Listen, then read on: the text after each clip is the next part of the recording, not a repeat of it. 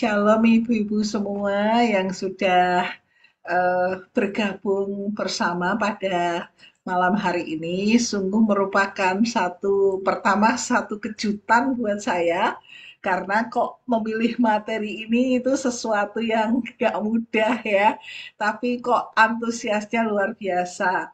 Nah, kita akan membahas mengenai Wall of Silence, yaitu tempat persembunyian yang sebuah dinding kesunyian yang menjadi tempat persembunyian kita, tapi sebenarnya itu bukan tempat yang aman karena itu memberi tekanan atau memberikan satu konsekuensi yang berat. Nah, ibu-ibu semua, kalau kita mendengar istilah ini, sebenarnya istilah ini tuh satu istilah yang asing ya buat kita, tuh istilah yang asing. Karena ini memang bukan istilah yang dijumpai secara umum. Istilah ini adalah istilah yang dipakai di kalangan kepolisian.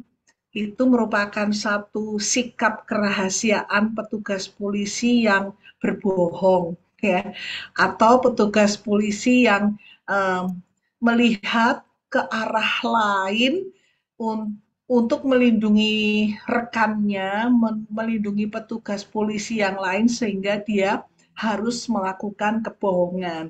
Dan kebohongan itu disimpan dalam wall of silence. Nah, tetapi kalau dalam kamus, seringkali wall of silence ini dianggap sebagai kebijakan menyembunyikan oleh polisi dengan tidak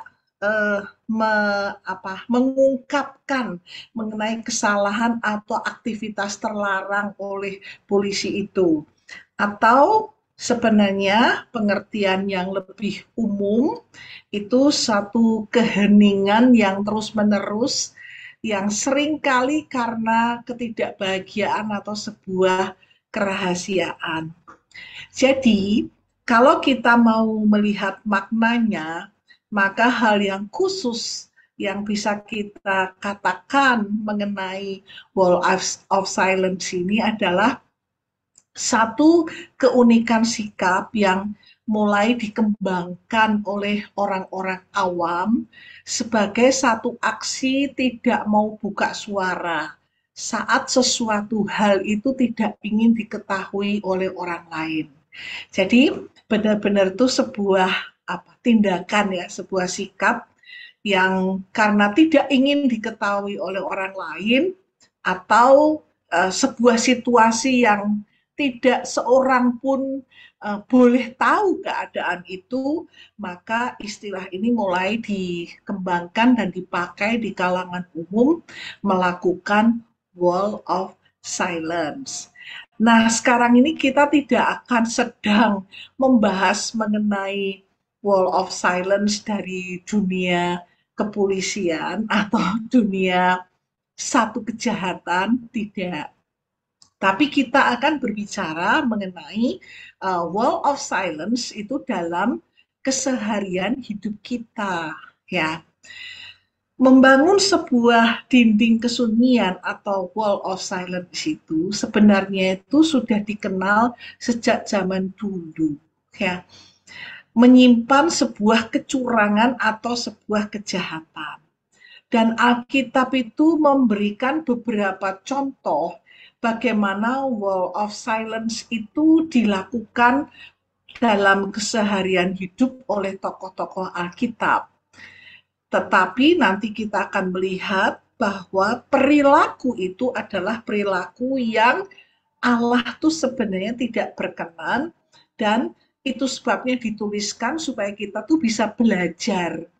Ada satu tekanan yang berat ketika seseorang menyimpan satu kerahasiaan yang berupa kejahatan. Dan kejahatan itu bisa kejahatan macam-macam. Nah, kalau dalam keseharian ibu-ibu, sebenarnya eh, dunia kaum pria itu seringkali mengalami godaan seks itu sejak masa pubertas. Tetapi dia menyimpan banyak rahasia mengenai godaan seks itu dan tidak hendak diucapkan bahkan kepada pasangannya kelak, gitu ya. Jarang kan kalau kita punya pasangan, punya suami yang sebelum menikah mungkin ngomong, aku tuh dulu tergoda seks loh, aku tuh sering kali masturbasi loh, sehari kadang-kadang bisa masturbasi 3-4 kali. Rasanya kok nggak ada pacar yang mengaku seperti itu, ya. Jadi ada kerahasiaan yang disembunyikan.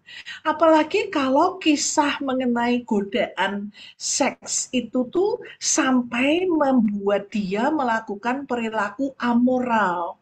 Nah, itulah yang dia simpan dalam wall of silence untuk dibawa mati. Pasangannya pun tidak akan diberitahu mengenai masa-masa kelam sebelum dia menjadi suami kita. Nah, begitu juga dunia kaum wanita itu nggak jauh berbeda, ya.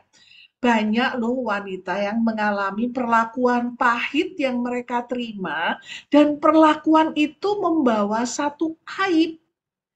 Nah, aib itu tidak ingin mereka ungkapkan kepada pasangannya, dan umumnya aib itu bisa berkisar pada pelecehan seks, kejatuhan seks, atau pengalaman pahit di dalam relasi. Mereka tidak kepingin ngomong dengan pasangan itu, dan akhirnya mereka memilih untuk menyembunyikan pengalaman pahit itu di dalam wall of silence.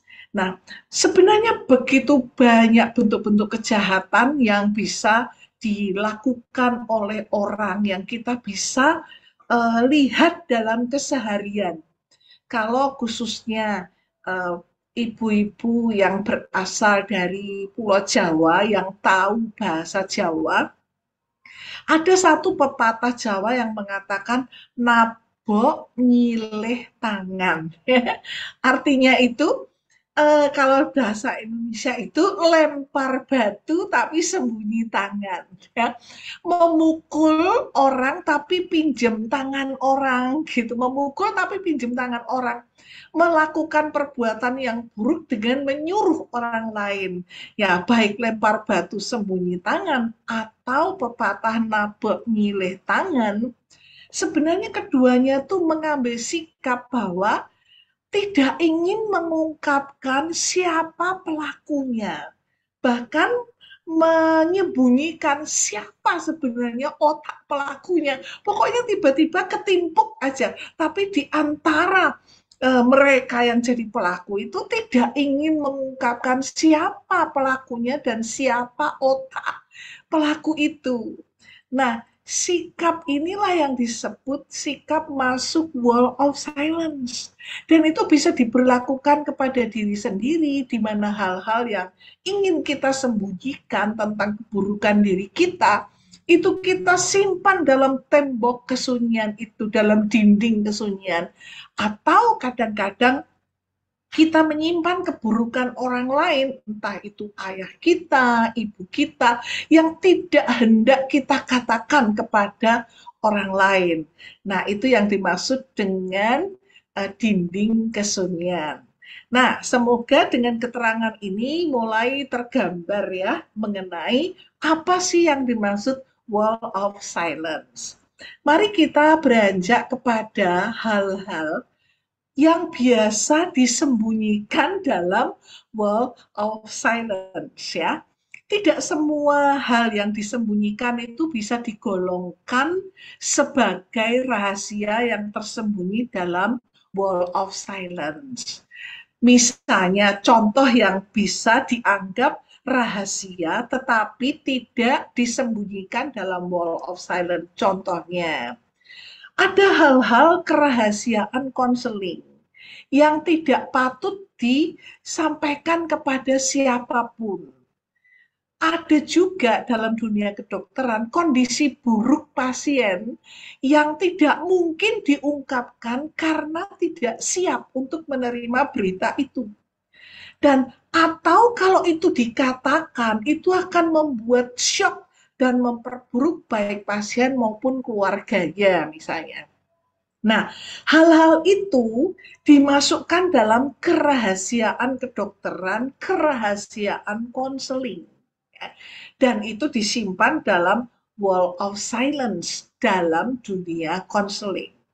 Tetapi itu bukan sebuah kecurangan atau sebuah kejahatan. Kerahasiaan itu dilakukan semata karena memang profesi dunia psikologi dan dunia medis menghendaki demikian, ya. Jadi itu memang disembunyikan, tetapi tidak termasuk sebagai hal-hal yang ke arah negatif untuk disembunyikan dalam wall of silence. Nah, kita akan membicarakan hal-hal yang sifatnya negatif yang disembunyikan dalam dinding kesunyian. Yang pertama, mari kita lihat. Jadi kalau di dalam dinding itu disembunyikan ini ada kejahatan, ada pedang, ada apa sih ya, boneka macam-macam lah ya. Nah, misalnya kita melihat satu hal yang disembunyikan yaitu perilaku seksual tidak kudus. Nah, seks itu baik. Dan manusia diciptakan Allah itu dengan hasrat seksual. Potensi itu ada di dalam fisik setiap manusia dan itu memberi kenikmatan. Ya. Seorang teolog yang bernama Lewis mengatakan bahwa kenikmatan seksual itu adalah ciptaan Allah dan bukan ciptaan iblis. Jadi kita itu memang sah-sah aja untuk menikmati kenikmatan seksual. Nah, masalahnya adalah kalau itu dilakukan dalam hubungan suami istri yang resmi dan kudus, maka seks itu merupakan hadiah keintiman bagi mereka. Tapi bagi penikmat seks dengan bukan pasangan, sekali lagi, mereka pengen menikmati seks dan selalu ingin menikmati seks, tapi bukan dengan pasangan sahnya. Maka mereka akan memikirkan bahwa seks itu adalah sekedar persetubuhan yang memenuhi kebutuhan. Bukan lagi seperti rencana Tuhan sebagai hadiah keintiman bagi pernikahan. Nah, itu sebabnya melakukan seks di luar lembaga pernikahan itu merupakan perilaku seks yang tidak kudus. Nah, bentuknya apa sih perilaku seks yang tidak kudus? Perilaku itu dinyatakan dalam percabulan. Seperti misalnya kecanduan pornografi, itu cabul. Aktivitas masturbasi itu cabul. Aktivitas onani bagi pria itu cabul. Atau melakukan eksperimen seks di usia muda itu cabul. Nah, selain percabulan, seks itu juga sering kali dinyatakan dalam perilaku tidak setia pada pernikahan, seperti melakukan perselingkuhan atau melakukan perzinahan. Nah, ibu-ibu, perilaku seksual yang tidak kudus ini tidak mungkin sesuatu yang bisa bangga dilakukan. Itu pasti dilakukan dengan kondisi sembunyi-sembunyi. Itu mendorong pelakunya untuk menyembunyikan. Mengapa? Karena itu adalah perilaku yang amoral. Karena itu perilaku yang tidak umum, tidak bermoral, maka mereka menyembunyikan itu ke dalam wall of silence. Mereka memasukkan dalam dinding kesunyian. Mulut ini terkunci dan juga membuat segala situasi seperti tidak nampak terjadi apa-apa karena semua dimasukkan dalam dinding kesunyian. Nah, bagi pria lajang ya, mereka akan bertindak menyimpan perbuatan amoral seks mereka itu terhadap keluarga atau terhadap calon pasangannya. Walaupun hati nurani mereka tuh menuduh dengan perasaan kotor, perasaan hina, perasaan tidak layak, tapi rahasia itu tersimpan rapi dalam diri mereka, ya. Karena mereka tidak ingin bubar hubungan dengan pasangannya itu. Itu perilaku pria lajang. Bagaimana dengan wanita lajang? Sama, ya, sama. Ketika mereka memiliki persoalan kejatuhan perilaku seks, misalnya pornografi itu mempengaruhi dia sehingga bangkit gairah atau birahi, itu akan sama pada pria dan wanita. Dan kalau pria itu dorongan di dalam dirinya itu kuat dalam seks sehingga membuat mereka jatuh dalam eksperimen seks, maka pada wanita keberanian untuk melakukan eksperimen itu seringkali karena ada bibitnya, memiliki latar belakang pengalaman seks. Kalau wanita baik-baik, nggak punya nyali untuk eksperimen seks. Tapi kalau wanita pengen melakukan eksperimen seks, biasanya dia punya pengalaman seksual. Dan pengalaman seksual itu atau hal-hal yang berbau seks itu sudah dia dapatkan, entah itu karena pornografi, entah itu karena trauma dia dilecehkan secara seksual. Sebab pengalaman itu merangsang seorang wanita untuk menikmati seks. Sehingga tidak jarang mereka terdorong melakukan masturbasi dan mudah jatuh dalam perilaku seks yang tidak kudus. Ada bibitnya, dan bibit itu adalah faktor pola negatif perilaku seks tidak kudus dalam keluarga besar.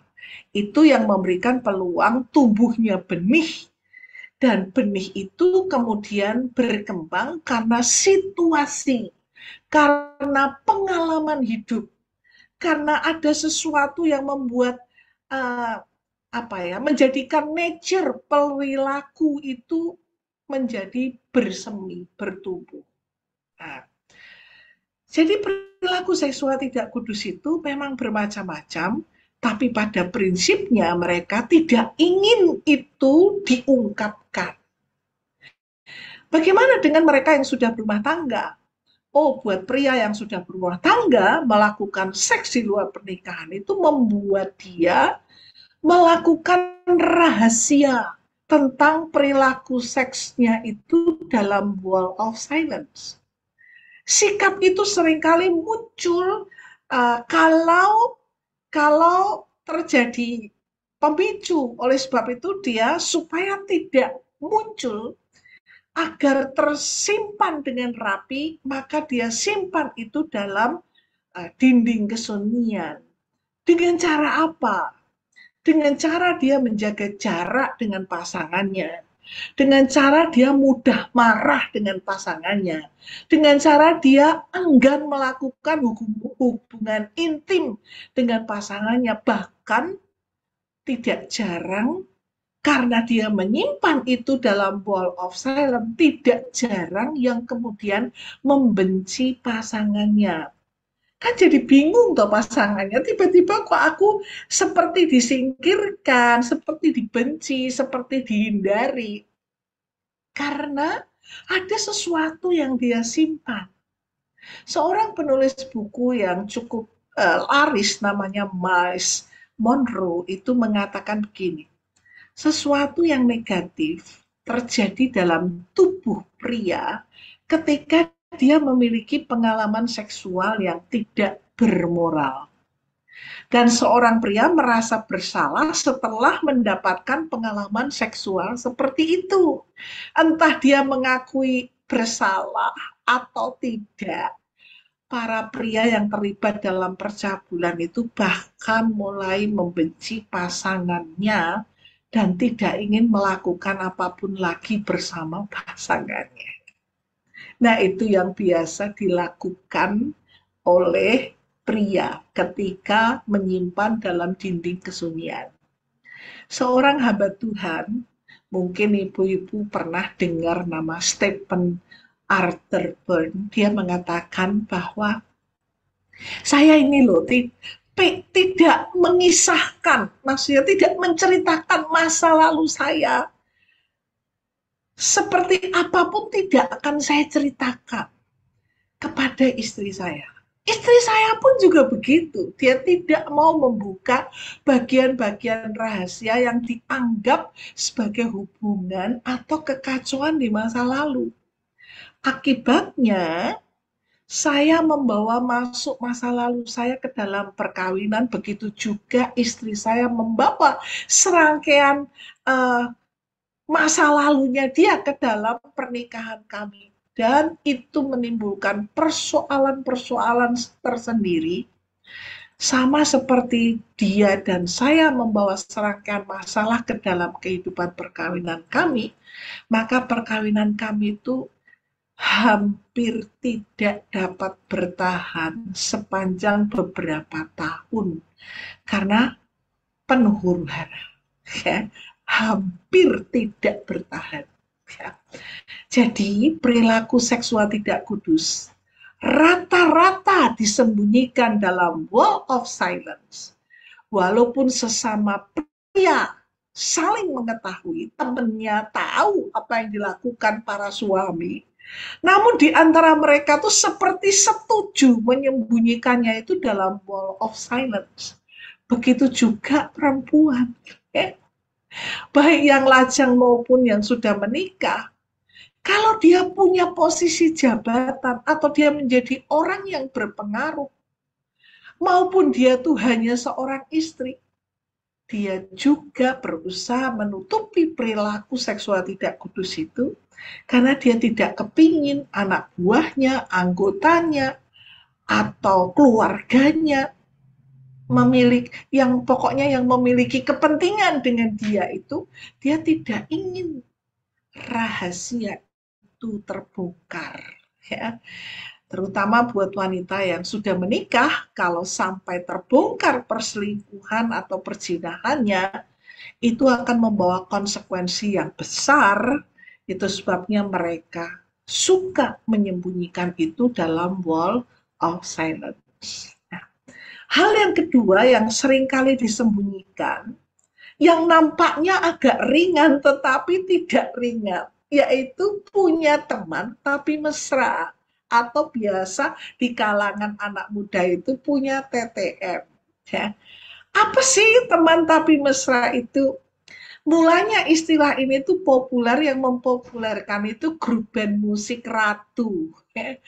Ya, aku punya teman sepermainan, tapi kemudian teman itu menjadi teman tapi mesra, ya.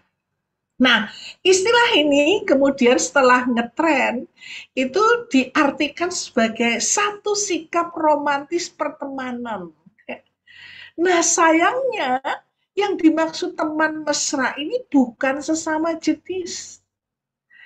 Teman tapi mesra ini pasti berlainan jenis, gitu. Dan kalau dibahas, ditanya, TTM-mu itu siapa? Pacar juga bukan. Selingkuhan bisa iya, bisa enggak. Ya. Tapi yang jelas teman itu bukan teman biasa, karena mesra dengan teman itu, padahal dia lawan jenis. Nah, karena orang mulai berpikir dan membiasakan diri bahwa teman tapi mesra itu sesuatu yang wajar atau biasa, dan itu dianggap sebagai sebuah sensasi yang menjalin hubungan untuk bisa punya punya kekuatan menjalani rumah tangga yang mungkin tidak memuaskan, yang tidak romantis. Kalau aku punya TTM itu rasanya tuh hidupku bergairah. Aku bisa bertahan menghadapi pasangan yang menjengkelkan. Jadi dia butuh menunggu-nunggu.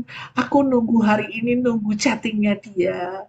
Kalau pagi-pagi sudah di chatting, hai non, apakah kamu baik-baik saja? Wah, senangnya minta ampun. Tapi kalau nggak ada chattingan, langsung rasanya hari itu seperti mendung dan muram. Nah, masalahnya adalah kalau TTM itu wajar, mengapa orang menyembunyikannya? Mengapa? Mereka menyembunyikan karena khawatir pasangannya marah.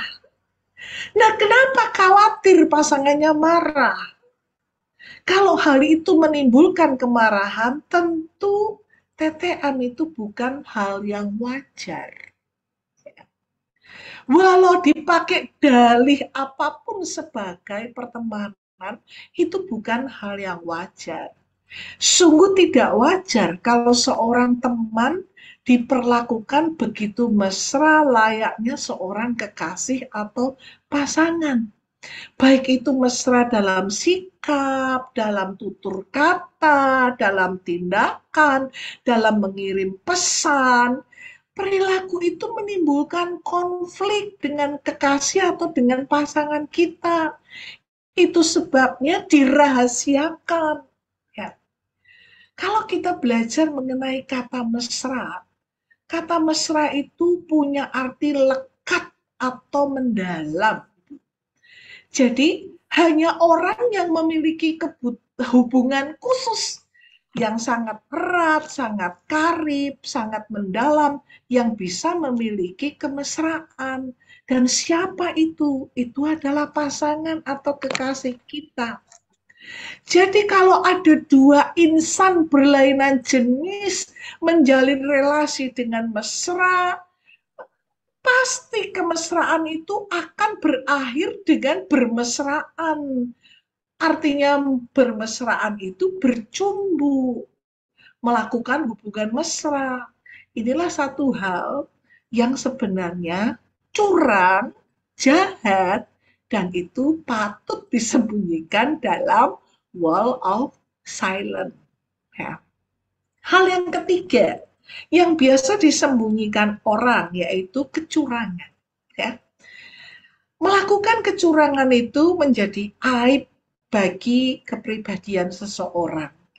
Nggak ada sih di antara kita satu orang pun yang suka dikasih label, oh dia perempuan curang, oh dia orang yang nggak bagus, curang tindakannya. Nggak suka kita. Ya. Jadi ketika reaksi seseorang melihat orang lain berbuat curang, pada umumnya reaksi orang itu akan marah, akan mengajak adu mulut. Kamu curang, lalu adu mulut. Atau ketika melihat kecurangan, orang akan mengolok-ngolok. Bahkan beberapa orang yang berani akan menuntut perbuatan kecurangan itu. Nah, jadi keadaan melakukan kecurangan itu mendatangkan rasa malu dan merendahkan harga diri. Oleh sebab itu, ketika seseorang berlaku curang, maka dia memilih sejarah kecurangan itu dia simpan dalam wall of silence. Bagaimana kalau seseorang melihat temannya, saudaranya, orang dekatnya melakukan kecurangan? Ada sih yang berani menegur dan memberi nasihat, kamu curang. Itu hal yang sangat tidak baik. Tuhan saja membenci kecurangan. Tuhan membenci timbangan, dua timbangan. Timbangan yang tidak benar. Itu Tuhan membenci. Ada orang yang berani menegur kecurangan. Tetapi ada banyak yang memilih diam dan menyimpan kecurangan itu dalam wall of silence. Kenapa mereka pilih diam? Biasanya mereka akan berpikir, itu bukan urusan saya. Kalau orang Jakarta, gak usah ngurus lah, itu bukan urusan lu. Gitu. Jadi itu satu sikap ya. Hal keempat yang biasa disembunyikan dalam wall of silence adalah kejahatan. Kejahatan yang dimaksud ini punya arti benar-benar kejahatan dalam hal apapun ya. Bagaimanapun terlibat dalam tindak kejahatan itu akan menjadi catatan sejarah kriminal. Dan catatan itu tidak bisa dihapus. Sekali punya catatan kriminal itu melekat. Dan memang pemerintah itu men-setting men-setting seseorang yang melakukan kejahatan itu berkali-kali. Cara mengintimidasi mereka adalah, ingat kamu kriminal, kamu tidak layak, kamu orang yang menyebalkan, kamu orang yang mengganggu masyarakat. Itu ditanamkan supaya mereka kapok gitu ya. Nah, tentu saja catatan kejahatan ini kan melekat seumur hidup. Itu sebabnya mereka berusaha memasukkan itu dalam wall of silence, supaya kalau dia memulai satu dunia baru, orang tidak melihat catatan itu. Nah, kisah pilu dari pasangan-pasangan yang terlanjur menikah dengan pribadi yang menyimpan kejahatan itu bukan hal yang asing. Di dunia konseling saya, banyak sekali wanita-wanita yang menangisi dirinya karena dia tidak tahu bahwa pasangannya pelaku kriminal. Ya. Banyak kasus-kasus masa lalu yang kelam, yang tersimpan dalam wall of silence. Nah, hal ini disebabkan karena semakin ketatnya persaingan bisnis, karier, sehingga tindak-tindak kejahatan itu akan mempengaruhi penerimaan orang lain, dan mereka menyimpan itu. Catatan tindak kejahatan karena terlibat narkoba, punya tindak kejahatan penipuan, itu mereka simpan. Karena tahu bahwa keadaan-keadaan di sekitar dunia kita itu ada persaingan untuk melakukan diskualifikasi dengan orang-orang yang melakukan kejahatan. Nah, sekarang mari kita lihat ya, contoh yang diberikan Alkitab supaya ini memberi wawasan kepada kita mengenai hal-hal yang tersimpan dalam pilihan kita, entah itu kecurangan, entah itu kejahatan. Mari kita melihat itu bahwa efeknya itu memberikan tekanan yang berat. Ya. Di mana kita dapatkan contoh itu? Dalam kisah keluarga Ishak, ibu-ibu. Ya. Siapa Ishak? Ishak ini anak Abraham. Dia adalah seorang anak yang begitu baik. Ayahnya itu memberi teladan yang sangat besar pengaruhnya buat Ishak, yaitu penyerahan dirinya kepada Allah. Dan hal itu tuh luar biasa disikapi oleh Ishak. Pada waktu ayahnya mengajak dia naik ke gunung, dan ayahnya berkata, kita akan melakukan perjalanan memberi persembahan korban bakaran kepada Allah. Ishak bertanya, ayah, di sini ada kayu bakar dan juga kita bawa api. Tapi di mana dombanya, domba sembelihan? Dan ayahnya berkata, Allah akan menyediakan anakku. Oh, Ishak percaya penuh. Dia begitu percaya kepada bapaknya, taat kepada bapaknya saat dia diikat, ditaruh di mezbah, dan hendak disembelih. Ya. Waduh, kalau saya membayangkan itu mengerikan ya. Kayaknya nggak percayalah seorang ayah tuh bisa meletakkan anaknya di atas mezbah dan mau ditikam. Nah, semua hal yang dilakukan oleh Ishak ada sesuatu yang benar-benar baik. Dia dalam kondisi seperti itu pun dia masih percaya kepada ayahnya.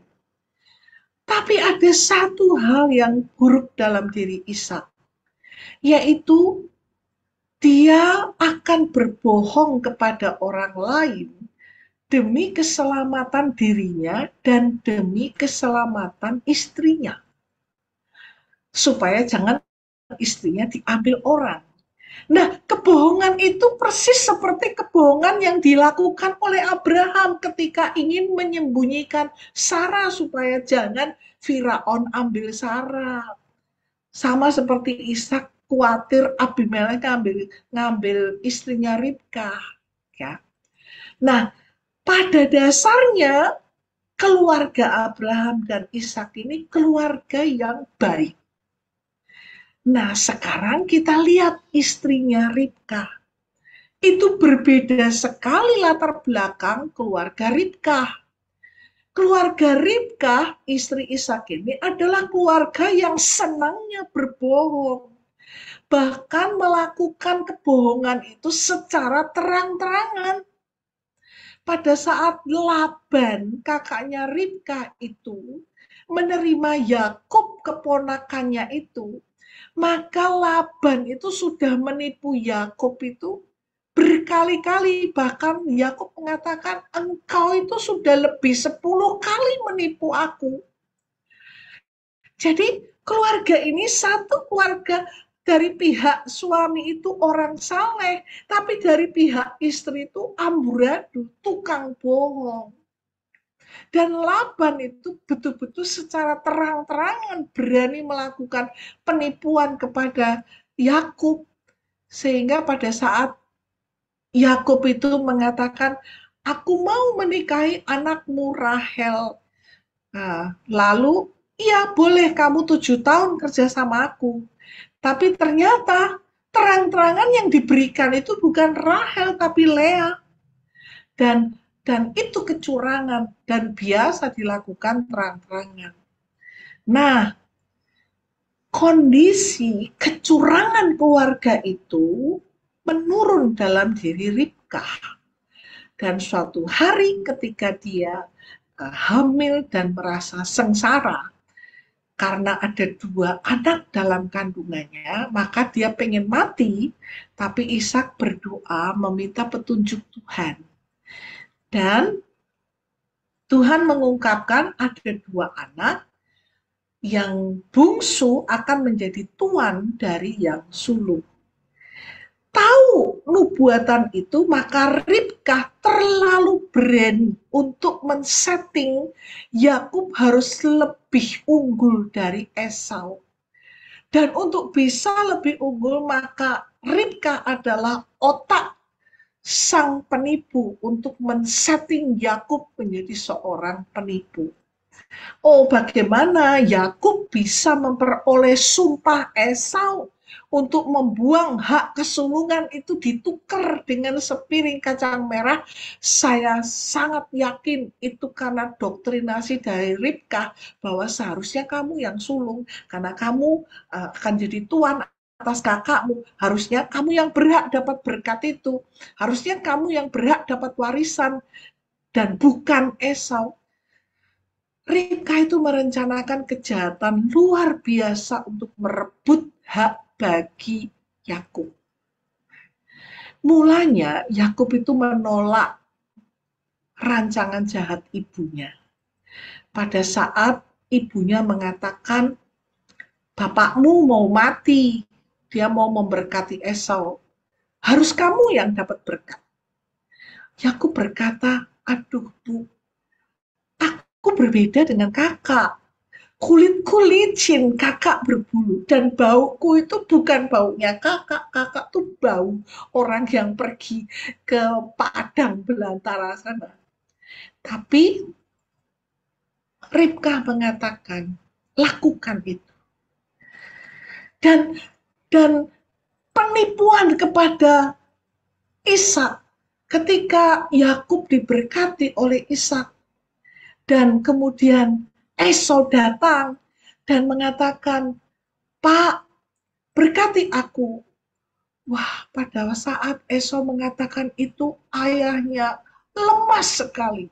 Dan ayahnya berkata, berarti adikmu telah datang dengan tipu daya dan merampas berkat untukmu. Nah, pada saat terjadi keadaan itu, maka Esau menjadi sangat marah. Dan Esau datang mengancam ibunya. Ya. Dia berkata, sebentar lagi bapakku mati. Dan pada saat ayah mati, aku bunuh anakmu. Keadaan itu tidak akan diutarakan Ribka kepada Ishak. Tidak mungkin dia mengaku. Esau marah sekali karena tadi Yakub menipu kamu. Tidak mungkin. Karena otaknya adalah Ribka. Jadi Ribka dan Yakub, mereka berdua sama-sama menyimpan itu dalam wall of silence terhadap Ishak maupun terhadap Esau. Kalau otaknya itu adalah mamahnya. Dan pada saat Esau menaruh dendam seperti itu, Ribka masih memanipulasi dengan suaminya. Dia berkata, aku mau anakku Yakub itu pergi dari rumah ini. Karena aku nggak mau dia dapat istri orang sini. Aku benci dengan orang Het. Jadi biar dia dapat istri dari negara asalku. Nah, sebenarnya itu manipulasi. Ada sebuah kejahatan yang memang sengaja direncanakan, yaitu menipu suami atau menipu ayah, dan itu menyakiti hati anak, menyakiti kakak.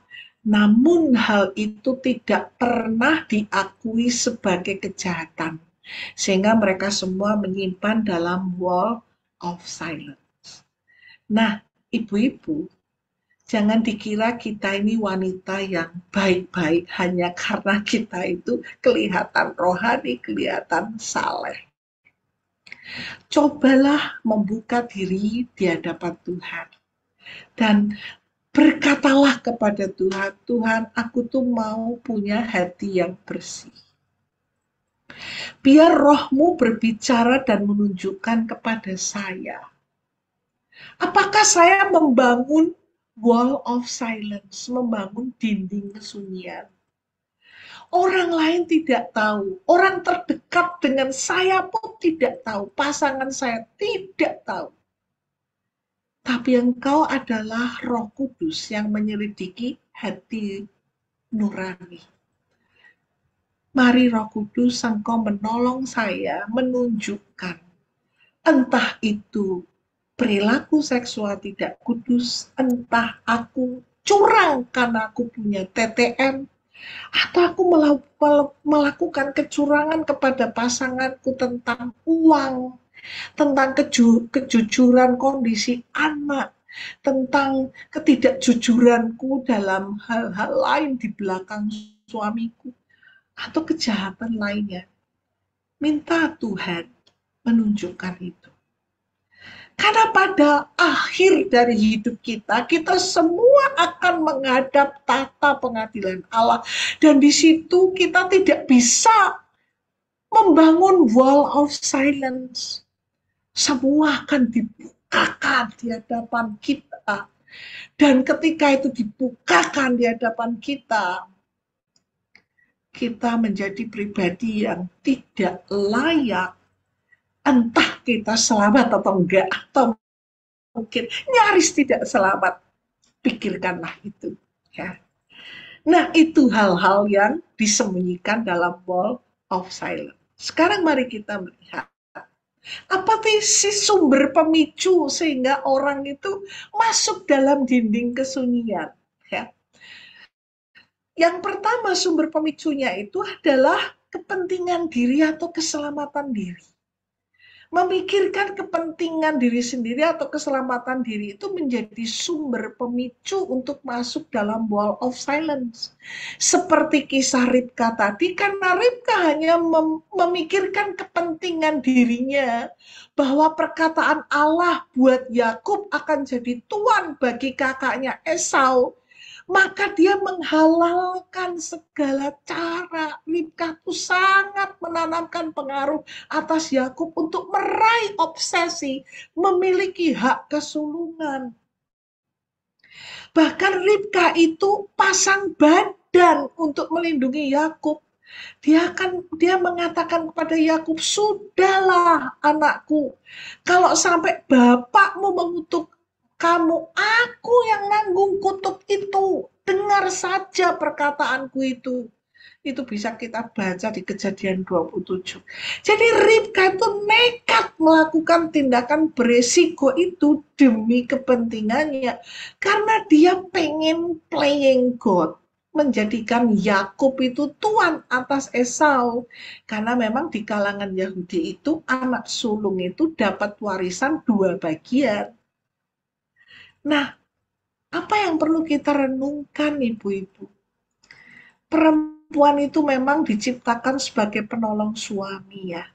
Dan kekuatan perempuan untuk menolong suami itu berupa menanamkan pengaruh. Tapi kita perlu mewaspadai bahwa pengaruh yang kita berikan itu berpotensi mengandung unsur kejahatan. Seorang wanita tuh lebih berbahaya karena dia punya kuasa yang tidak bersuara. Dan kuasanya itu adalah kuasa pengaruh. Jadi wanita harus menyadari bahwa dalam dirinya ada potensi untuk melakukan kejahatan. Sama seperti Hawa melakukan kejahatan, mempengaruhi suaminya untuk percaya kepada dia bahwa buah pengetahuan baik dan jahat ini baik untuk dimakan karena mendatangkan pengetahuan dan membuat seperti Allah, membuat diri mereka seperti Allah. Pengaruh perempuan itu luar biasa, hati-hati ya. Nah, itu yang harus kita waspadai. Seringkali sumber pemicu untuk memasukkan dalam wall of silence karena kepentingan atau keselamatan diri. Yang kedua, karena kepingin keselamatan keluarga. Demi keselamatan keluarga, maka mereka melindungi kejahatan, kecurangan dalam dinding kesunyian.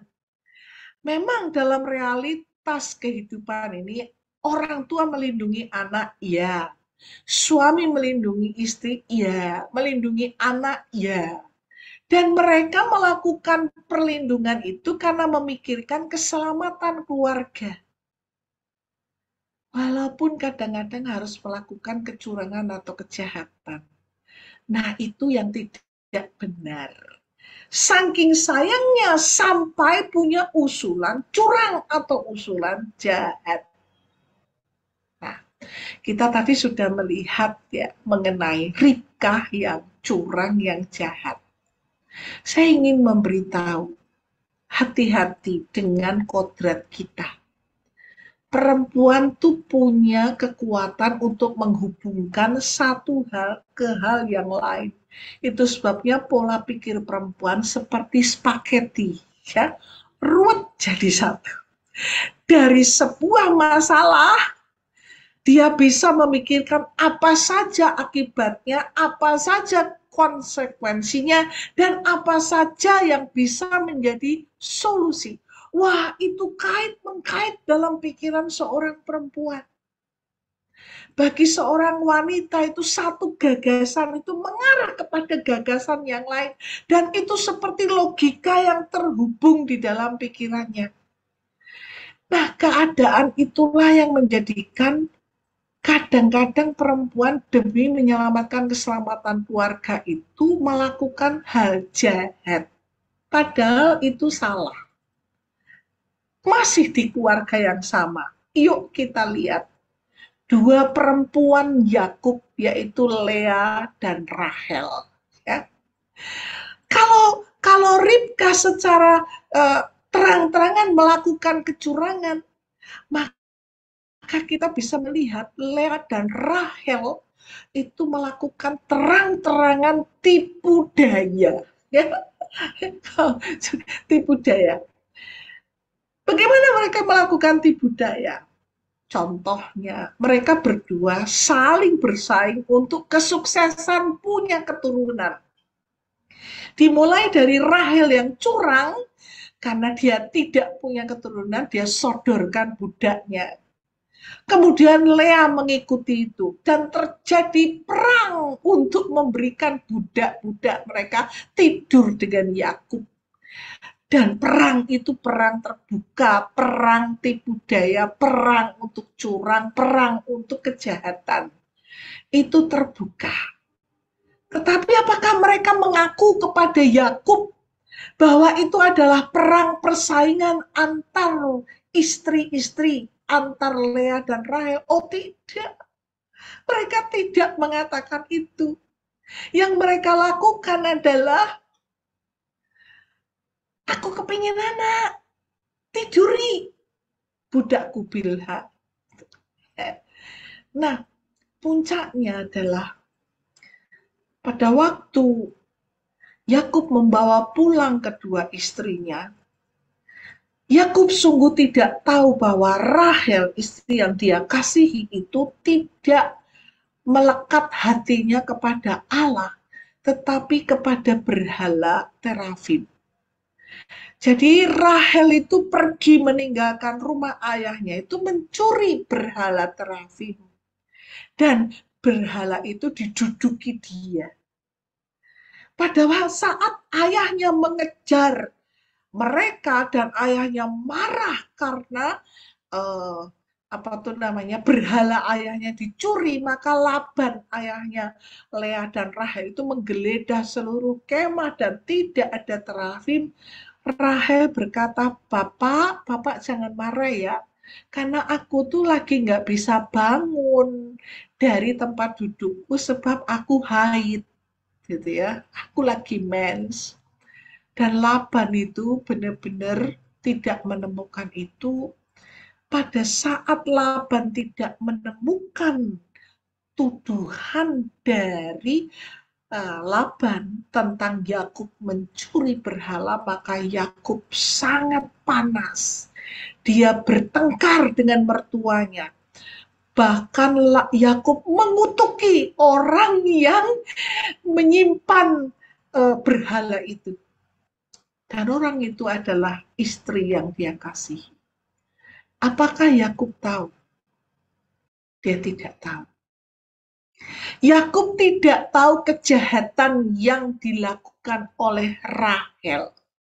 Karena Rahel bungkam tentang terafim yang dicuri. Dia menyimpan itu dalam wall of silence. Kenapa dia melakukan itu? Karena dia tahu karakter ayahnya. Dan demi keselamatan dirinya, dia terpicu untuk melakukan penipuan dan menyimpan itu dalam wall of silence. Salahkah? Salah. Tidak bolehkah demi keselamatan keluarga melakukan itu? Iya, tetap tidak boleh. Yang ketiga, sumber pemicu untuk melakukan wall of silence adalah keselamatan jawatan. Keselamatan jawatan itu menjadi sumber pemicu orang menyimpan kejahatan ketika ada di posisi itu, dan posisi itu sangat berpengaruh. Misalnya, sebagai kepala keluarga melakukan aib supaya dia tetap dihormati, maka kelemahan, kecurangan, kejahatan itu disimpan. Sebagai pendidik, guru yang dihormati, sebagai rohaniwan, sebagai pejabat, sebagai sesepuh, kalau terjadi kejatuhan seksual, selingkuh, berzina, itu disimpan karena keselamatan jawatan. Nah, seringkali keadaan-keadaan itu tuh terjadi. Lebih suka memilih melakukan dosa ketimbang turun harga dirinya. Kembali pendeta Stephen Arthur Bird itu yang memberikan pengalaman dia mengatakan, mengakui sebagai pria seringkali lebih suka berbuat dosa hanya karena kami menyukai standar kami sendiri. Ya.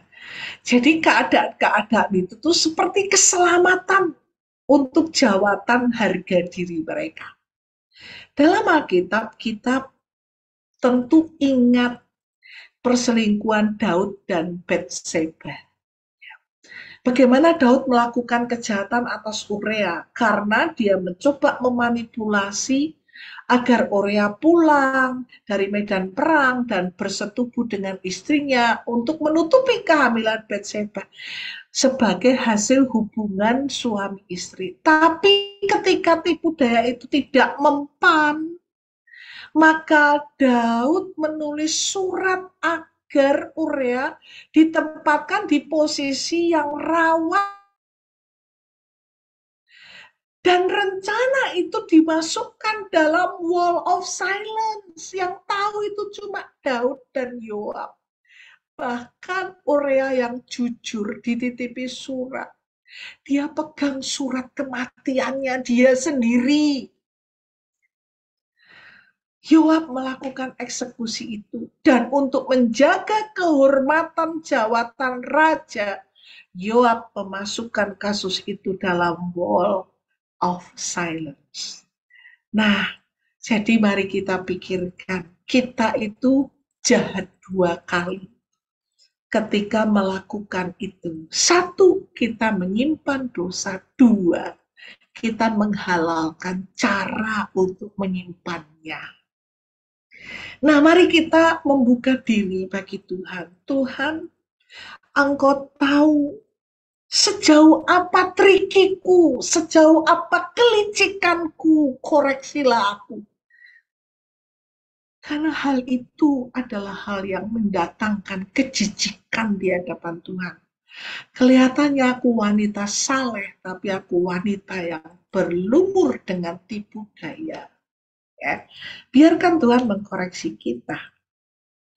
Mari kita melihat setelah kita memahami wall of silence, hal-hal yang disembunyikan, alasannya, sumber pemicunya. Mari kita sekarang melihat alasan orang membangun dinding kesunyian. Alasannya, ya. Alasan yang pertama adalah menjaga harga diri. Semua orang pasti ingin menjaga harga diri. Dan tindakan yang sering kali keliru dalam menjaga harga diri itu dapat dilihat dari cara seseorang melakukan kesalahan.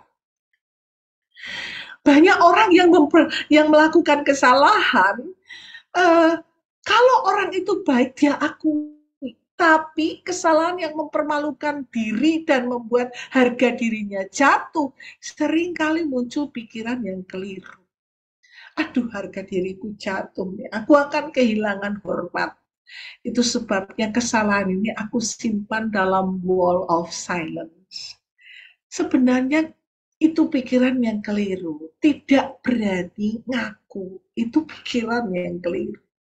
Saat kesalahan itu terlanjur terjadi, memang ada tekanan untuk mengambil tanggung jawab atas kesalahan itu. Bahkan mungkin konsekuensi dari kesalahan itu punya dampak yang panjang dan seumur hidup mungkin. Namun mengakui dan berani mengambil tanggung jawab, berani menanggung konsekuensi, itu akan jauh lebih baik dibanding menjaga harga diri tapi menyembunyikan itu. Karena di dalam diri kita dia melahirkan tekanan. Ya. Alasan kedua, orang melakukan wall of silence adalah menjaga wibawa. Biasanya ini penting buat pria, ya. Mereka punya pengaruh sebagai kepala keluarga, ayah, pimpinan, pendidik, penegak hukum, rohaniwan, atau pengaruh jawatan lainnya. Waduh, wibawa itu perlu dijaga dan seringkali istri-istri kompromi dengan itu. Sehingga bapak-bapak sulit mengakui sebuah kesalahan untuk jaga wibawa. Pendeta Monroe mengatakan seorang pria itu tidak hanya menginginkan penghargaan, dia memerlukan penghargaan itu. Dan itu penghargaan itu tuh merupakan hakikat buat dirinya sebagai pemimpin, sebagai pelindung, sebagai penyedia. Jadi kebutuhan penghargaan itu tuh inti dari harga dirinya dan itu sangat berdampak buat hidupnya. Itu sebabnya pria itu kepinginnya tuh nggak pernah disalahkan untuk menjaga wibawa. Wanita pun juga begitu sih, tidak mau disalahkan. Tapi apakah itu satu tindakan yang benar? Pikirkanlah itu. Itu jadi satu alasan untuk membangun dinding kesunyian. Alasan yang ketiga itu jaga pertemanan. Ya. Kita tahu bahwa Sebagai teman, kita perlu bertoleransi, kita perlu memahami, karena ikatan pertemanan itu dianggap penting. Dan mengingat relasi pertemanan yang terjalin lama, terjalin secara erat, seringkali itu menjadi pertimbangan untuk menyimpan rahasia kecurangan teman.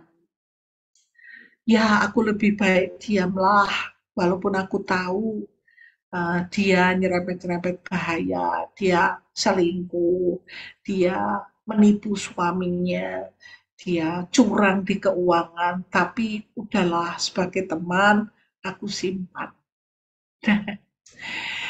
Saudara, itu hal yang tidak benar. Dan kebanyakan orang lebih takut diputuskan pertemanan daripada takut berbuat dosa. Nah, itu sebabnya dia membangun wall of silence.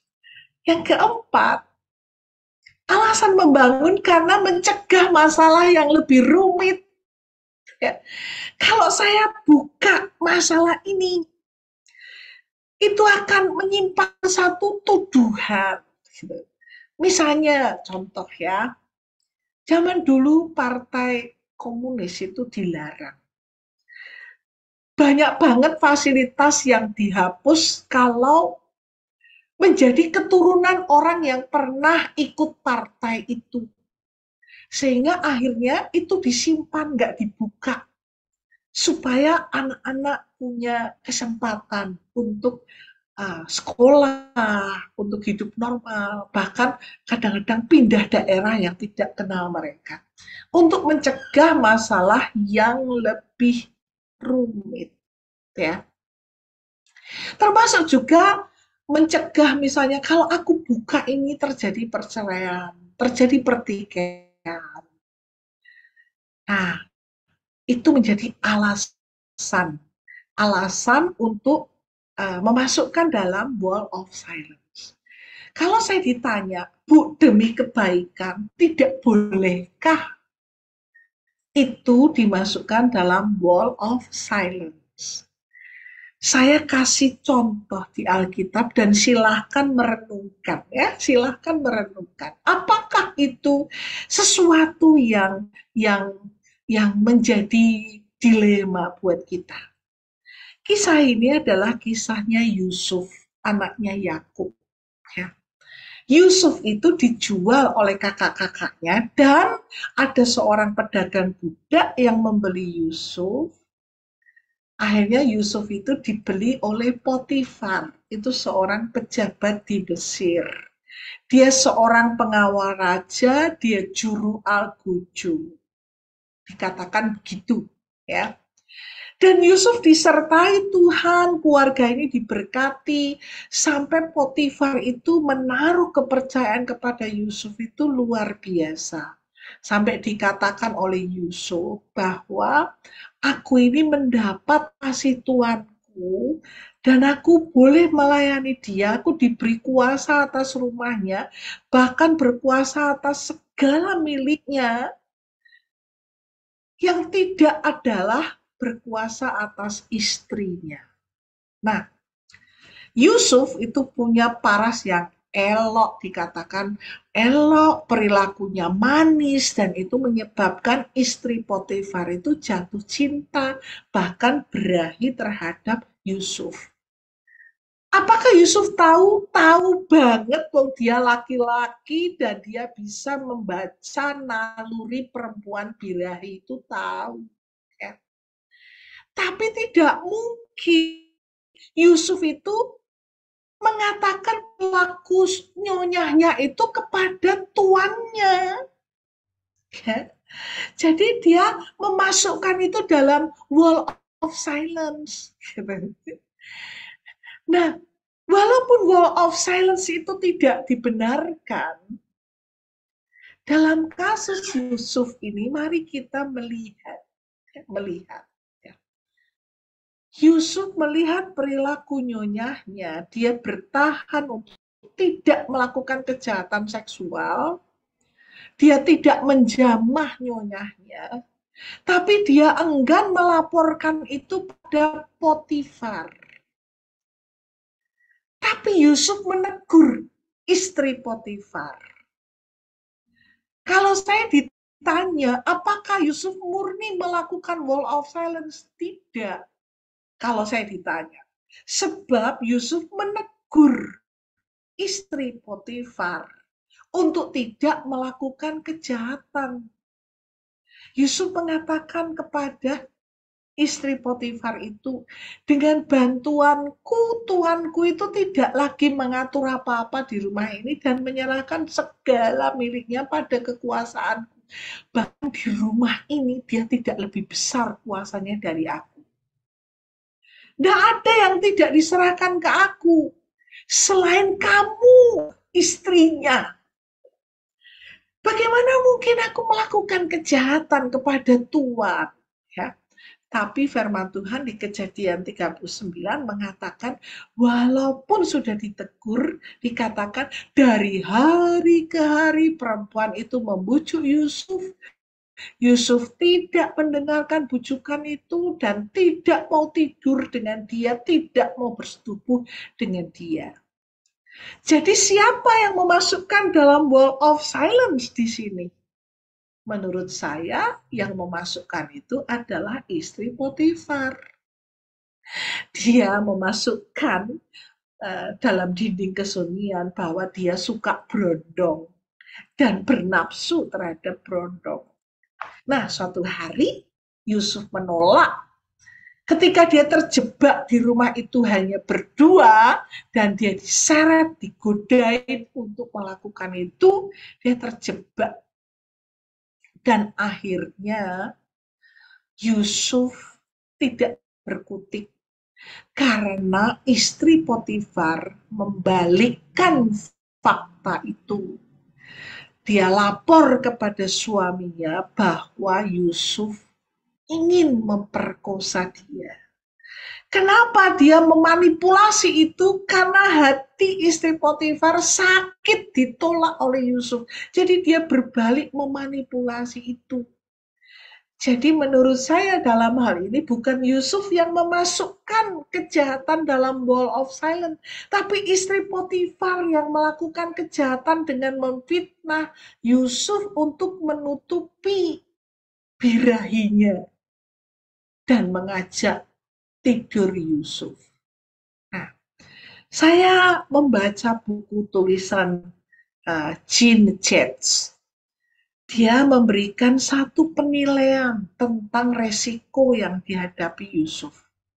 Dia menulis begini, ibu-ibu, sebagai budak, bila terjadi tuduhan melakukan pelecehan kepada nyonyahnya, pasti dia dihukum dalam budaya Mesir, yaitu hukuman mati.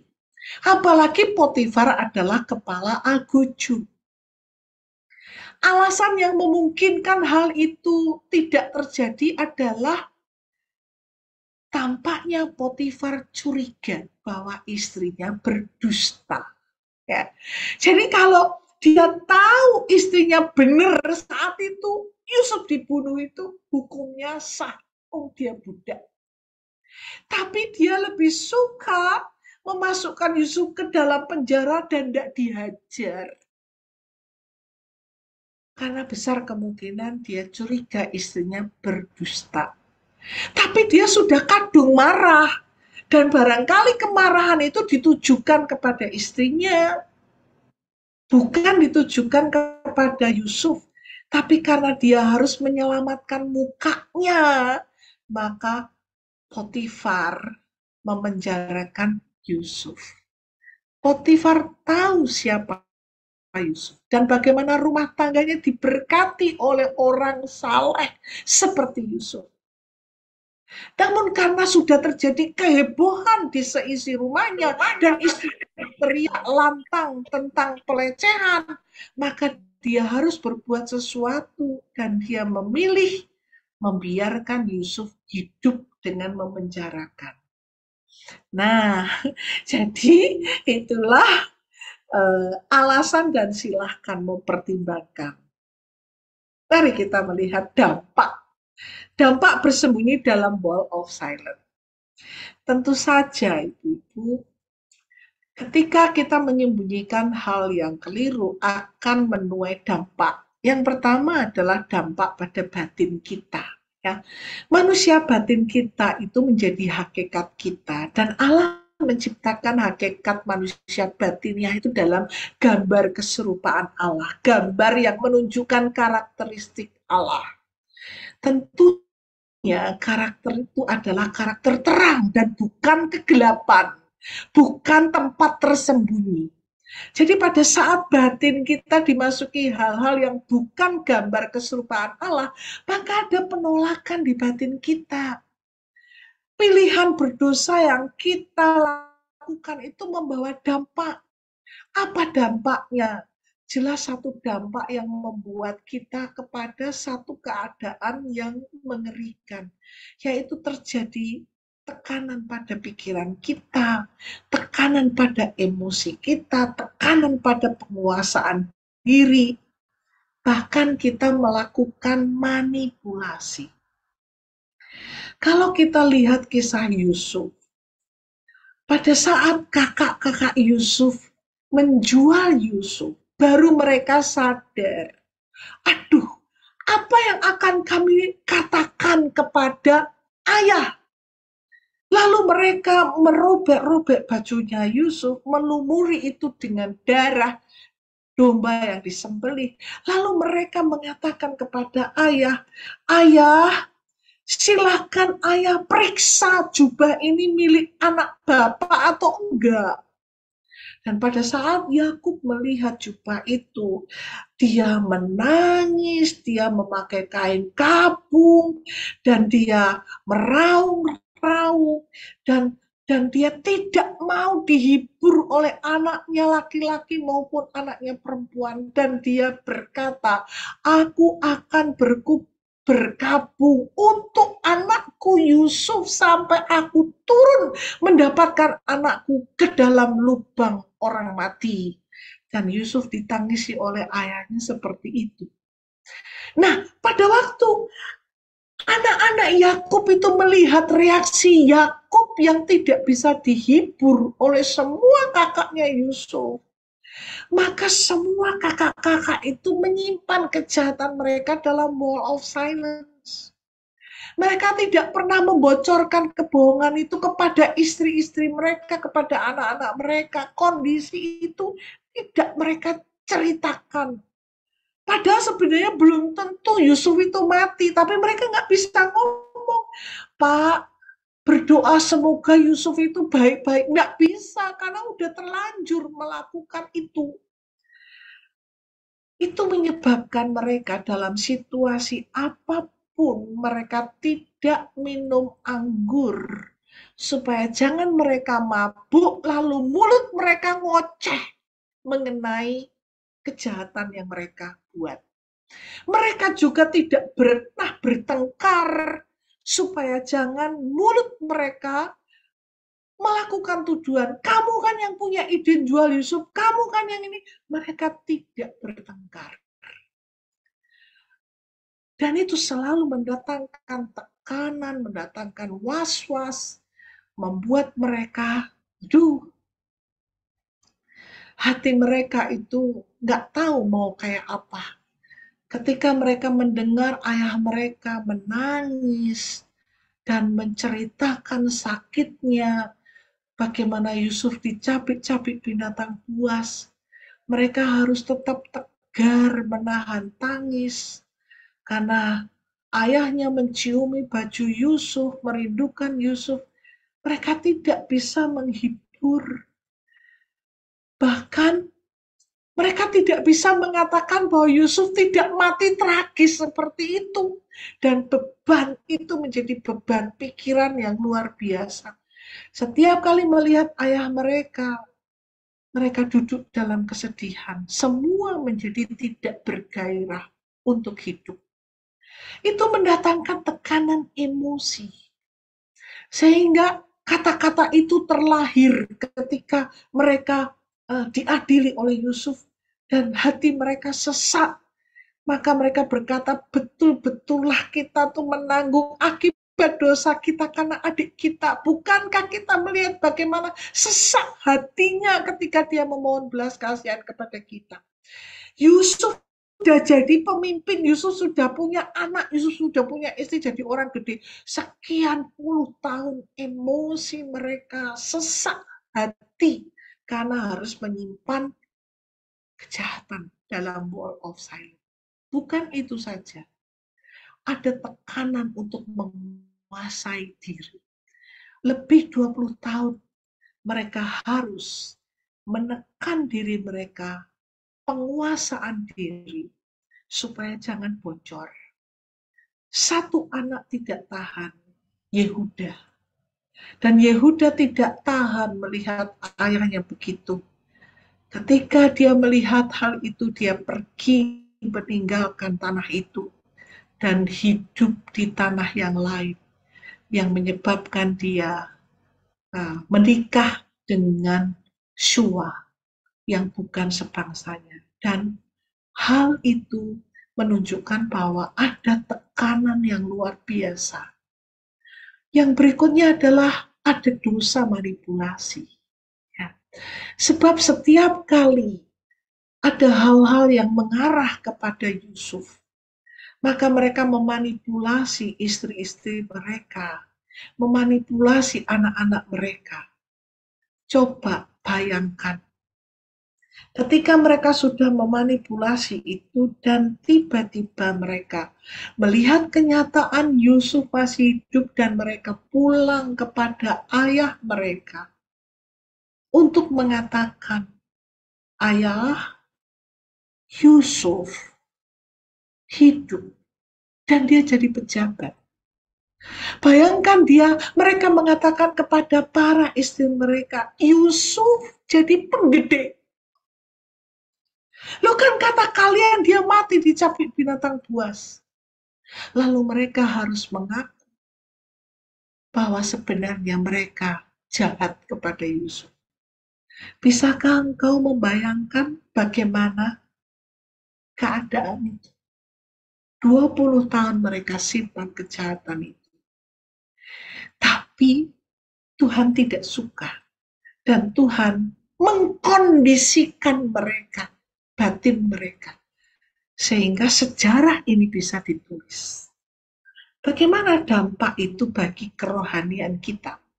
Oh, kita akan menjadi orang yang terdakwa, berkali-kali terdakwa. Ya. Jadi mereka berkata, Allah sudah memperlihatkan kesalahan hamba-hambamu ini. Iblis itu menyeret kita untuk melakukan kejahatan, tapi kemudian dia akan mendakwa kita. Dan selalu hidup dalam kekhawatiran. Ya. Ketika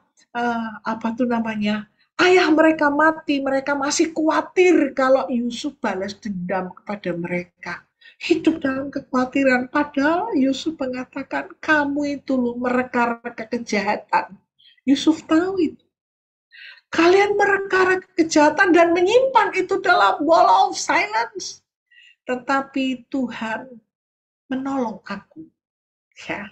Jadi betul-betul ketika kita melakukan hal-hal itu bagi kerohanian tidak baik, hidup dalam kekhawatiran.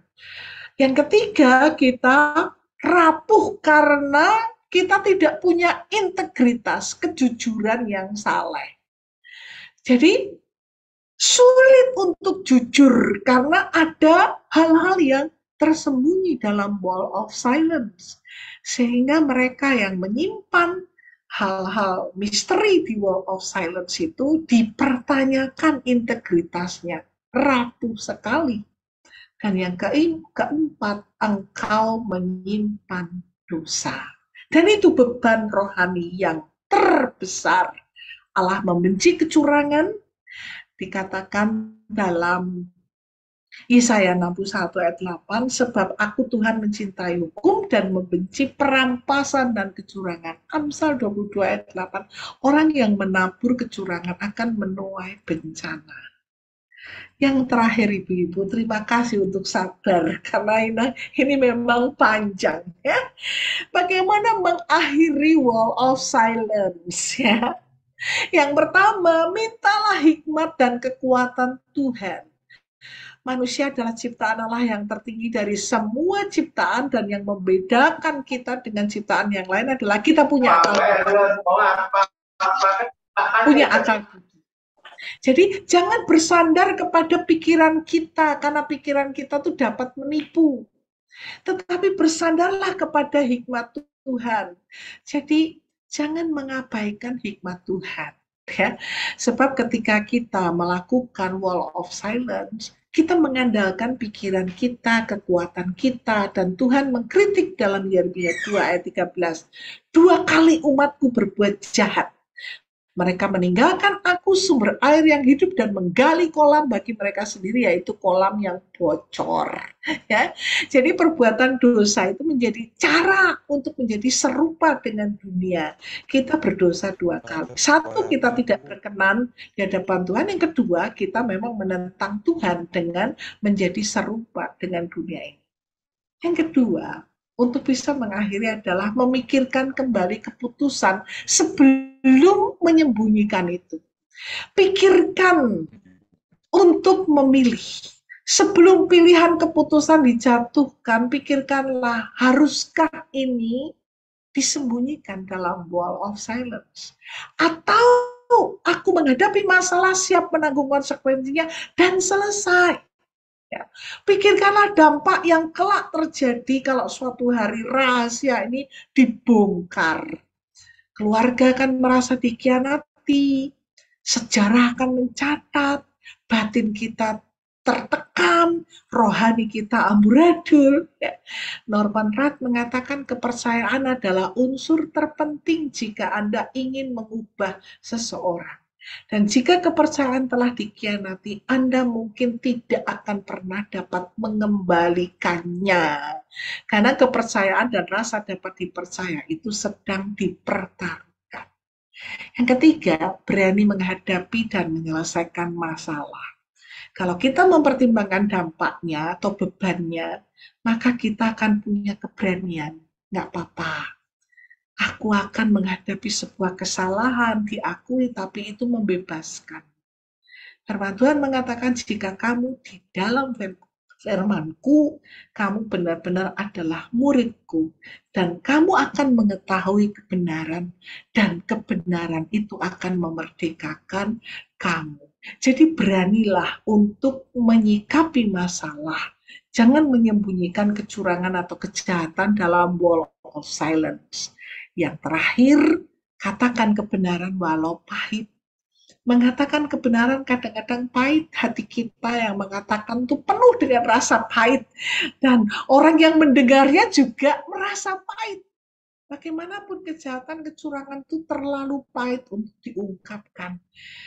Terutama kepada orang-orang yang mungkin kita kasihi. Tapi belajar dari Yusuf, sungguh pahit untuk mengatakan itu. Belajarlah dari Yesus. Walaupun pahit, dia berkata kepada Yudas, apa yang hendak kau perbuat, perbuatlah dengan segera. Tapi tidak ada seorang pun dari antara mereka yang duduk makan saat itu mengerti apa yang maksud Yesus mengatakan itu kepada Yudas. Yudas mengkhianati Yesus, Yesus tahu. Dia mengatakan itu khusus kepada Yudas. Tanpa mempermalukan Yudas. Pahit loh rasanya mengatakan kepada Yudas, apa yang kamu mau perbuat, perbuatlah itu dengan segera. Tapi Yudas masih bisa memanipulasinya. Bukan aku ya Tuhan, bukan aku ya Tuhan. Jadi belajar dari Yesus, walaupun pahit, belajar katakan. Walaupun pahit, Yesus ngomong sama Petrus yang memegahkan diri. Simon, Simon, lihat iblis menuntut kamu, menampi kamu seperti gandum. Kamu akan menyangkali aku 3 kali sebelum ayam berkokok 2 kali. Tapi aku berdoa untuk kamu, supaya imanmu jangan gugur. Pahit, tapi Yesus mengatakannya. Ya. Jangan menyalahkan orang lain sebagai penyebab permasalahan Anda, godaan-godaan terhadap kita untuk berbuat dosa atau sebagai penyebab kelemahan kita. Benar, mungkin orang lain melakukan kesalahan, tapi meletakkan kesalahan di atas bahu orang lain itu tidak akan pernah membawa perubahan positif bagi kita. Jadi, mari kita minta hikmat Tuhan, kita memikirkan kembali, dan kita mengatakan kebenaran sebagai anak Allah. Ya. Sebagai kesimpulan, wall of silence dimaksudkan sebagai tempat menyimpan kecurangan dan kejahatan ke dalam dinding kesunyian agar orang lain tidak mengetahuinya. Sementara kebanyakan orang menyangka wall of silence sebagai tempat persembunyian terbaik, namun melupakan dampak yang berat bagi batin dan rohani karena mendatangkan tekanan atas pikiran, emosi, penguasaan diri, dan bermain manipulasi. Wall of silence juga menjauhkan kita dari Tuhan karena hidup sebagai terdakwa penuh kekhawatiran, integritas diri menjadi rapuh dan terlebih lagi menyimpan dosa. Kiranya Tuhan menolong kita semua untuk mewaspadai hal itu. Saya ingin mengajak saudara semua untuk berdoa, ya. Kalau Tuhan sudah berbicara mengenai teguran-teguran Tuhan, ayo sekarang ini datang kepada Tuhan.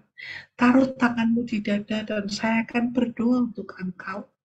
Bapak, terima kasih Engkau memberi kami kesempatan untuk belajar mengenai satu dinding kesunyian yang seringkali menjadi tempat pelarian atas kecurangan dan kejahatan kami. Dan kami menyangka itu hal yang baik, hal yang menyelamatkan. Tetapi di dalamnya bergemuruh berbagai macam tekanan yang membuat kami jauh dari Engkau dan kehilangan integritas sebagai anak Allah. Mungkin di antara kami ada pribadi-pribadi yang Tuhan berbicara dan saat ini dengan rendah hati mereka menaruh tangan mereka di dada. Hamba berdoa Tuhan, untuk mereka yang dengan jujur, dengan rendah hati mengaku berdosa di hadapan-Mu. Ya Roh Kudus, teguhkanlah hati mereka untuk melangkah di jalan yang benar. Ya Yesus, ampunilah segala dosa-dosa kami yang menyimpan itu dalam wall of silence. Jamah dan sembuhkan. Sucikan semua kecurangan dan kejahatan itu dari hati kami. Dan berikan sekarang ini kebenaran-Mu yang menuntun kami keluar dari dinding kesunyian. Hamba berdoa, Engkau berbicara, Engkau membina, Engkau menolong, supaya hati nurani kami bersih di hadapan-Mu Tuhan. Kami mematahkan semua kuasa-kuasa si jahat yang menipu kami di dalam nama Yesus. Dan kami mengusir keluar segala pengaruhnya dalam pikiran kami. Dan mari Tuhan Kau bekerja menolong kami.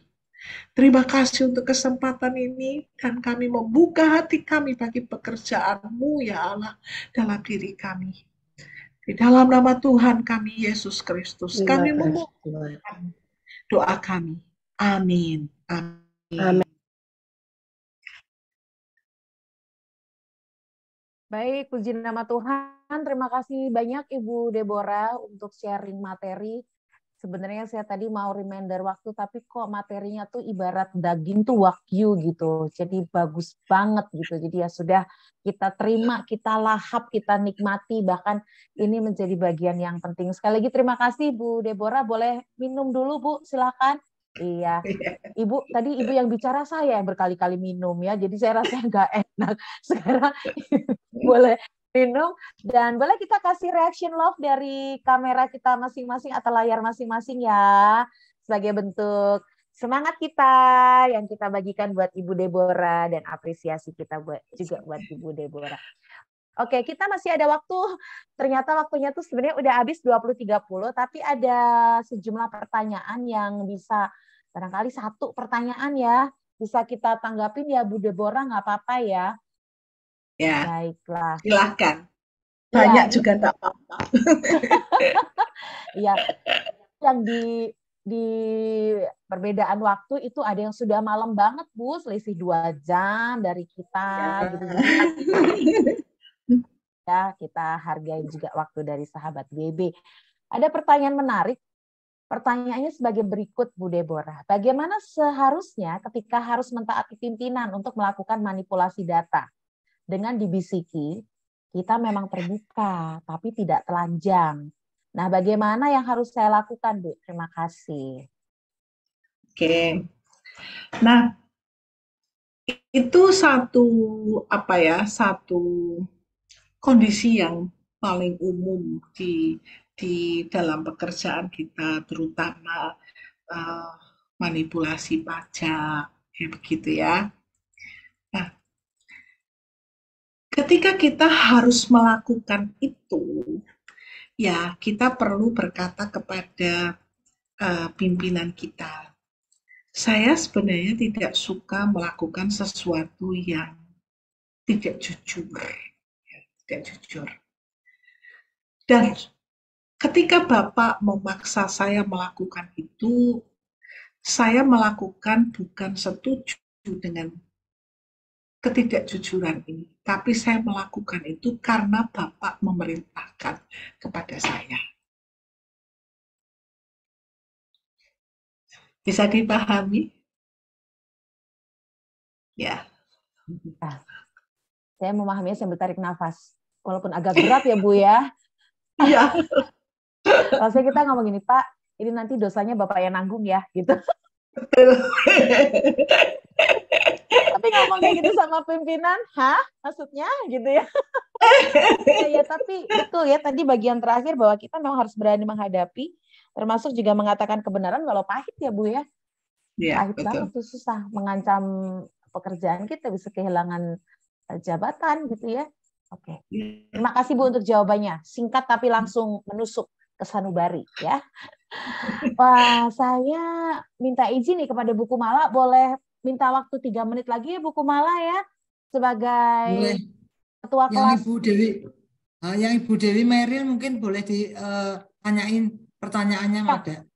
Ibu Dewi. Baik, pertanyaan dari Ibu Dewi.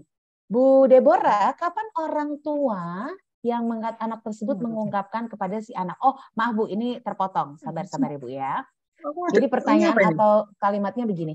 Mengangkat anak dan tidak pernah diungkapkan, tetapi ketika si anak mengetahui hal itu dari orang lain, anak itu berontak. Apakah hal ini bagian dari wall of silence? Kemudian kapan orang tua yang mengangkat anak tersebut mengungkapkannya kepada si anak tersebut? Ya. Keterbukaan saat mengangkat anak ya. Betul. Itu merupakan satu tindakan yang selama ini itu diyakini orang sebagai hal yang baik untuk melakukan wall of silence bahwa anak ini adalah anak angkat, ya.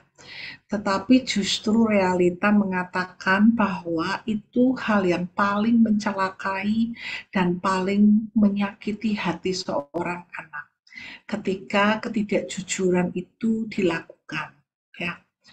Kalau saya ditanya apa yang seharusnya dilakukan, nomor satu yang seharusnya dilakukan adalah tidak pernah mengangkat anak ketika engkau tidak diberi anak. Gitu. Bagaimanapun anak yang diangkat itu anak yang membawa luka di dalam hati bahwa dia sudah menjadi anak yang tertolak walaupun Anda orang tua angkat mengasihi sedemikian rupa. Di batin dia yang terdalam, dia sudah tahu kenapa aku sulit sekali dicintai, bahkan oleh papa mamaku yang sangat baik. Karena dia hanya tahu ada seseorang yang menolak aku, dan orang itu adalah ibu ayahku. Nah, tapi kalau itu sudah terlanjur dan engkau memang melakukan niatan itu, siap-siaplah bahwa engkau seperti menusuk jiwamu sendiri dengan pedang. Sebab engkau harus berkata pada sebuah kejujuran. Kejujuran yang paling baik itu dilakukan ketika anak mulai paham sekitar 3-4 tahun untuk tahu bahwa dia adalah anak yang dicintai tapi bukan lahir dari perut mama.